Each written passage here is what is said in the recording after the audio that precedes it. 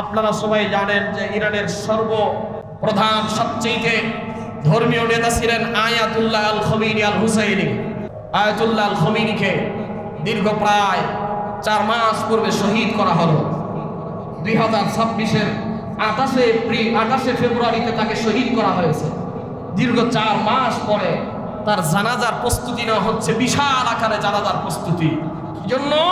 কারণ এর আগে 1989-এ আয়াতুল্লাহ রুহুল্লাহ খমিনির সময়ে, সেই সময়ে সারা বিশ্বের ভিতরে তার জানাজাটাকে সারা বিশ্ব রেকর্ড ভঙ্গ করে দিয়েছিল। প্রায় 1.5 কোটির মতো মানুষ হয়েছিল। এখন আয়াতুল্লাহ আল খমিনি তার পরবর্তী 36 বছর ধরে যিনি ইরানের প্রেসিডেন্ট হিসেবে দায়িত্ব পালন করেছেন, ইরানের ধর্মীয় নেতা হিসেবে দায়িত্ব পালন করেছেন, তার জানাজা তো তার চাইতে আরো বড় হওয়ার কথা হয় না। যার কারণে প্রায় বিশ্বের 90টা দেশের ধর্মীয় ব্যক্তিদেরকে দাওয়াত করা হয়েছে। কতগুলা? 90টা দেশের ধর্মীয় ব্যক্তিদেরকে দাওয়াত করেছে।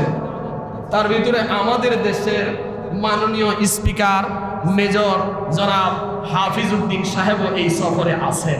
আলহামদুলিল্লাহ বলুন। আমরা এটাকে সাধুবাদ জানাই। বিরোধী দলীয় নেতা গেছেন, আমাদের মাননীয় স্পিকার, সংসদের যিনি মাননীয় স্পিকার, আমার অত্যন্ত মহাব্বত, ভালো লাগে তাকে।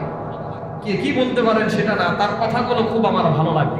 এবারের স্পিকার দুইটা হয়েছে মাশাআল্লাহ, সবচেয়ে বেস্ট চয়েস ছিল আমি মনে করি এই দুইটা স্পিকার, যাদের কথাবার্তার ভিতরে ইসলামের নিদর্শন পাওয়া যায়।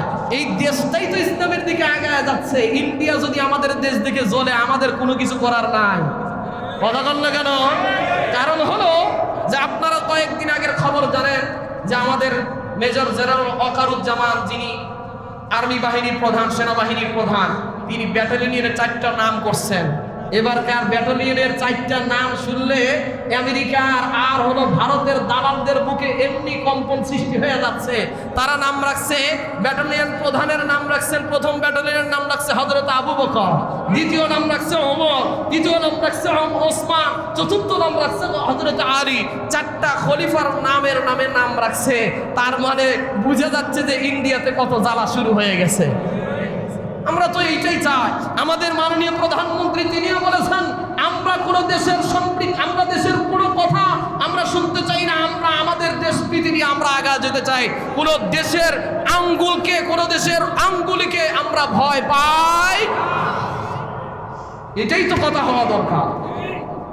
বাংলাদেশকে তোমরা খালি 1,47,570 বর্গ কিলোমিটারের দেশ মনে করো না। এই দেশের প্রত্যেকটা মানুষের ভিতরে, কলিজার ভিতরে ঈমান দিয়া, স্পিরিট দিয়ে আল্লাহ তাআলা ভরায় রাখছে। যার কারণে সেনাবাহিনীর প্রধান ওয়াকারুজ্জামানের মুখে এখন দাড়ি দেখা যায়। যেই সেনাবাহিনীদেরকে আগে নামাজও করতে দিত না, দাড়ি দেখলেই চাকরি চলে যেত। আর এখন সেখানে পরিবর্তনের হাওয়া আলহামদুলিল্লাহ লাগা শুরু হয়েছে। সম্মানিত হাজির, এই জন্য আমি বলবো, গতকালকে আমাদের ঢাকাতে ওলামা ইকরামের বিশাল একটা কনফারেন্স হয়েছে। ইসলামিক ফাউন্ডেশনে ওলামা ইকরামদেরকে ডাকা হয়েছিল। কালিমা পতাকা রাস্তার মাঝে মাঝে উঠতেছে কেন, এটাকে কেন্দ্র করে ডাকা হয়েছিল। আলেম ওলামারা বলেছিল, এইটাকে নিয়ে বেশি বেশি বাড়াবাড়ি করেন না, আবার হিতে বিপরীত হতে পারে। কারণ এই দেশের মানুষ কালিমাকে মহব্বত করে, রাসূলকে মহব্বত করে। এই দেশকে বাড়াবাড়ির পর্যায়ে আর নিয়ে যাওয়া যাবে না। তবে আবার এটাও সাবধান থাকতে হবে, আমাদের কালিমার মহব্বতকে পুঁজি করে কোনো ব্যক্তি যেন এটাকে ষড়যন্ত্রের ভিতরে ফালাইতে না পারে, এটাকে খেয়াল রাখতে হবে। এই জন্য আজকে জুমায় আমাদের বাংলাদেশের যিনি ধর্মমন্ত্রী মোফাজ্জল হোসেন কায়কোবাদ, তিনি বলেছেন এই কালিমার পতাকাকে নিয়ে যেন আজকে জুমায় কথা বলা হয়। ইসলামিক ফাউন্ডেশন থেকে আমাকেও আবেদন করা হয়েছে। আমি বলছি আবেদনের আগেই গত জুমা আলোচনা হয়ে গেছে, আলহামদুলিল্লাহ। সুতরাং আমি যেই কথা বলতেছিলাম যে ইরানের প্রেসিডেন্ট আয়াতুল্লাহ আল খমিনির জানাজা ইতিহাসকে ব্রেক করে দেওয়ার জন্য তারা দেখাইতে চায় যে মুসলিম বিশ্বের সুপার পাওয়াররা, একজন মারা গেলে মুসলিম বিশ্বের সুপার পাওয়ারদের মৃত্যু হয় না, বরং আরো কোটি কোটি সুপার পাওয়াররা দাঁড়িয়ে থাকে। তারা দেখাইতে চায় পৃথিবীর সর্ববৃহৎ জানাজা আমরা করে দেখাচ্ছি। সুতরাং তোমরা মুসলমানদেরকে দাবায় রাখতে পারবা না। এক আয়াতুল্লাহ খমিনিকে ইন্তেকাল করায় দিবা, শহীদ করে দিবা, লক্ষ আয়াতুল্লাহ খমিনি প্রতিটা দেশে দেশে জন্ম দিবে।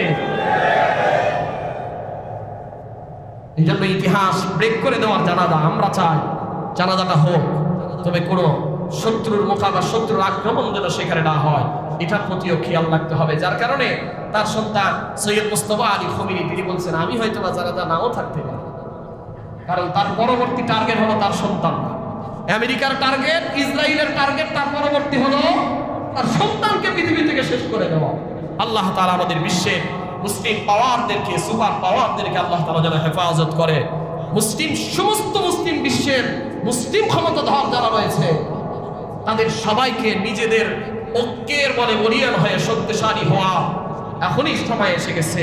প্রত্যেকটা বিশ্বের মুসলমানদের এক হয়ে যাওয়া এখনই সময় আসছে, এখনই সময় আসছে। এরপরও যদি আমরা ডিভাইডেড হয়ে যায়, আমাদেরকে শেষ করে দিতে তাদের সময় বেশি লাগবে না। এই জন্য আল্লাহ তাআলা আমাদের সবাইকে ঐক্যের বন্ধনে একত্রিত হয়ে থাকার তৌফিক দান করুন।